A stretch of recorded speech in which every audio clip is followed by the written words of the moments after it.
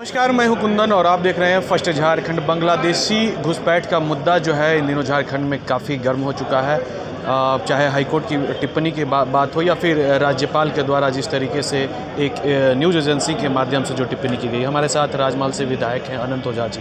Sir, आप हमेशा बांग्लादेशी घुसपैठ की जो बातें हैं सदन में उठाते रहे हैं, अब राज्यपाल भी इसको लेकर जो है चिंता जाहिर कर रहे हैं।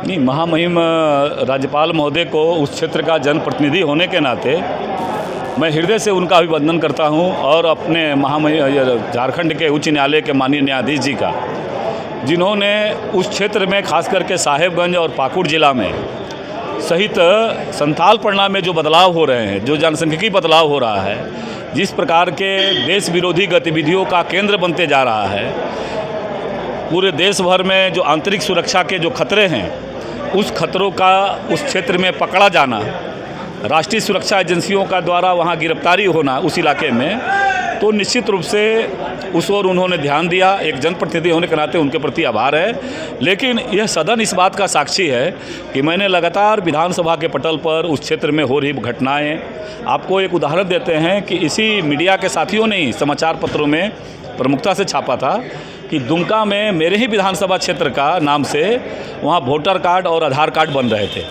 मैंने जब विधानसभा के अंदर ये सवाल लाया तो सरकार ने कहा कि सीआईडी जांच हो रही है। साल भर से ऊपर हो गया और ये सब खेल इसलिए हो रहा है कि एक सुनियोजित रैकेट के तहत इन बांग्लादेशी घुसपैठियों को बसाने के लिए इस प्रकार का खेल अनवरत जारी है। और सत्तारूढ़ दल केवल वोट बैंक और तुष्टीकरण की राजनीति को और साथ ही साथ उनके जो विभाजनकारी उनका जो एजेंडा है उसको मुहर लगाने के लिए वो इस प्रकार के कृत्यों को आंख मूंद करके वो चुपचाप देखते हैं। एक सवाल आता है, चूँकि केंद्र में आपकी सरकार है, भाजपा की सरकार है, और सेंट्रल इंटरनेशनल बॉर्डर जो है वो केंद्र के अधीन होता है। इस परिस्थिति में आपकी सरकार क्यों, जो केंद्र की सरकार है वो क्यों चुप बैठी है? आपको ध्यान में होगा कि लगातार देश के यशस्वी प्रधानमंत्री नरेंद्र भाई मोदी जी के आने के बाद बॉर्डर पर फेंसिंग का काम तेज़ी से जारी है। एक दूसरा, इस राज्य के अंदर जो जनसंख्यिकी की अधिकता का लाभ उठा करके छद्म सेकुलरवादी विचार को करने के लिए ये इस प्रकार के लगातार ऐसे लोक तत्वों को संरक्षण मिलता है। उसका जीवंत उदाहरण पूर्ववर्ती रघुबर दास जी की सरकार में भी मैंने इस विषय को उठाया था और हमने एनआरसी अपडेशन की मांग की थी, जिसके आलोक में सरकार ने 2018 में जनसंख्यिकी विभाग भारत सरकार को उन्होंने पत्र लिख करके इस भावना से अवगत कराया था।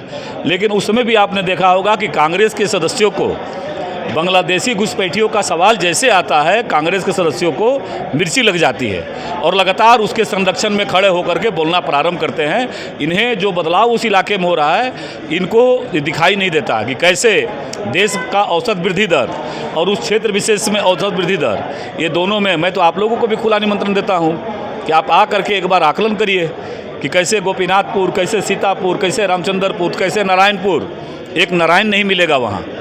तो आखिर ये बदलाव आया कहाँ से, कौन लोग हैं, कैसे इतनी जनसंख्या का प्रतिशत वृद्धि दर बढ़ रहा है?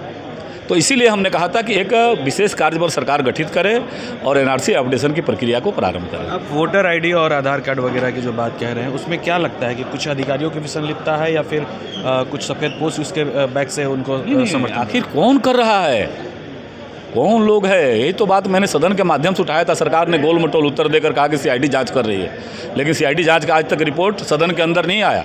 जब वो सवाल, जनता के सवाल जब सदन के अंदर आया तो सदन को उस भावना से अवगत कराना चाहिए, लेकिन सरकार मौन धारण करते रहती है, क्योंकि इन्हें वोट बैंक की चिंता है और वोट बैंक की चिंता के कारण इस पर कर रहा है। यह बात मैं आपके माध्यम से ऐसे जो संविधान संस्था के प्रमुख हैं सभी के प्रति साधुवाद देते हैं कि उन्होंने उस क्षेत्र की चिंता को राज्य की जनता के समक्ष रखने का काम किया है। बहुत बहुत धन्यवाद। निश्चित तौर पे ये अनंत ओझा हैं और इन्होंने स्पष्ट कहा है कि हमने पूर्व से भी बांग्लादेशी जो घुसपैठ है उसका मामला सदन में उठाते आ रहे हैं। हालांकि सरकार के द्वारा जो है सीआईडी जांच की मांग, माफ़ कीजिएगा, सीआईडी जांच कराने का जो है आश्वासन हमेशा मिलता रहा है, लेकिन अब तक जो है कोई भी सीआईडी जांच नहीं हुआ है। हालांकि इन्होंने एक बड़ा आरोप लगाया है कि जिस तरीके से इनके क्षेत्र में जो नारायणपुर और सीतापुर है, वहाँ पर ना एक नारायण मिलेगा ना एक सीता मिलेगा। अधिक अपडेट्स के लिए देखते रहिए फर्स्ट झारखंड।